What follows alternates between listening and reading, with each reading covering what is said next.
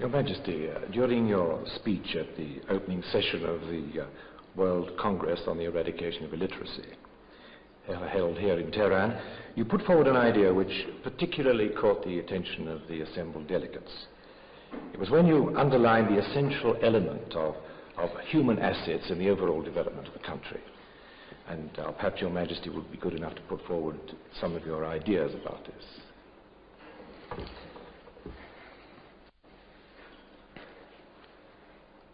All we try to do is to render possible to the human being enjoying his life on our planet, on our earth. That the contribution of man, of the human being to the society, must at least be equal to some standards.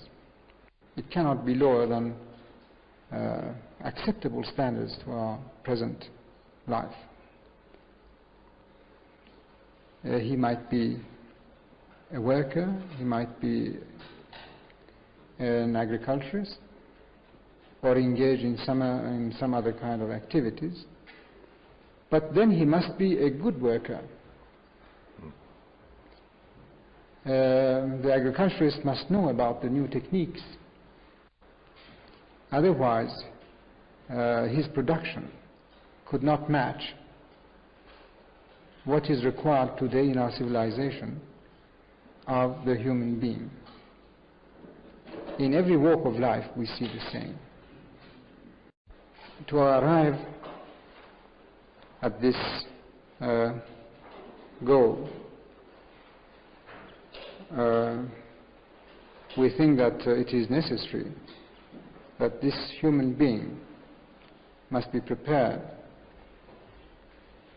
to understand the problems of the world, even his own daily life problems, the problems of the society. And the first element which would render this possible is for him to at least be able of reading. Our society and our world is becoming so technical.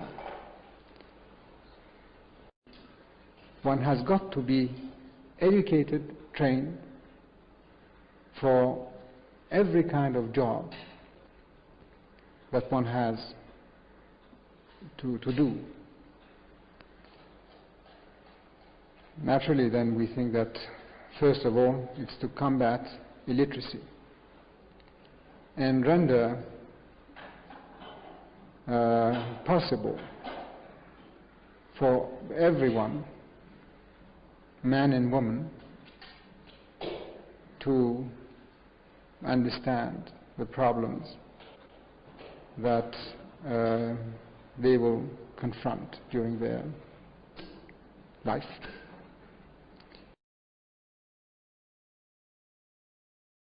Well, the material result is that so far close to 800,000 people have been taught by these young boys how to read and probably how to write. Close to maybe 600,000 of them just young children, and some 200,000 older people, and sometimes old people. And in addition to this, I think that these young boys were in a position to explain to those people in the most remote villages of our country the essence of the philosophy of our reforms that we call our White Revolution, to explain to them how they will fit in the present and in the future society, how they could contribute to their own welfare and the progress of their people and their country. And they will contribute to some elementary rural development, maybe even small bridges on small brooks, and the feeder roads connecting villages to other villages or to some other arteries or secondary roads. And this is how we think that really they could contribute to the first raising of the standard of living and to the elevation of the society and of our civilization. Well, Your Majesty, all those of us who had the good fortune to attend the parade of the Army of Knowledge on the occasion of the 25th anniversary of your accession, we were very much impressed by this. And I was wondering whether perhaps Your Majesty would be good enough to say something about the results achieved by this remarkable mobilization of young people in schooling and in the emancipation of illiteracy. But the whole world had certainly understood long ago the necessity of fighting illiteracy. But this time, I think that they have also decided how to adopt immediately the measures leading us towards that humanitarian goal.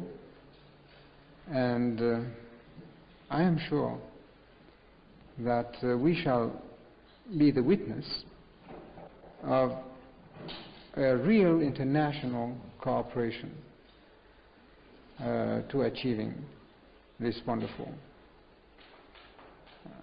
goal of all of us. Your Majesty, I am most deeply grateful to you. In other words, if I could shorten the question, does Your Majesty think that because of this historic Congress we may expect that what one might term a vigorous leap forward in international cooperation to eliminate illiteracy? I think that we can be happy to be able to say that we have reached those results at this conference. Every speech that has been delivered by the honorable delegates was really reflecting this sentiment and this will, this desire. And by the resolutions that have been passed, we can say that it was quite successful. And prophylactic measures, health measures, which has been, we think, rather useful to our people. Mm-hmm. And all in all, we have been very happy with this experience. Perhaps I could ask you a third question now, Your Majesty. It's speaking of the Congress itself that's been held here in Tehran. Does Your Majesty think that this meeting of interested persons from so many nations has made it possible to take the initial steps of decisive action in recognizing the gravity of this problem of illiteracy and the necessity for concerted and planned effort to eliminate it on an international scale, I think?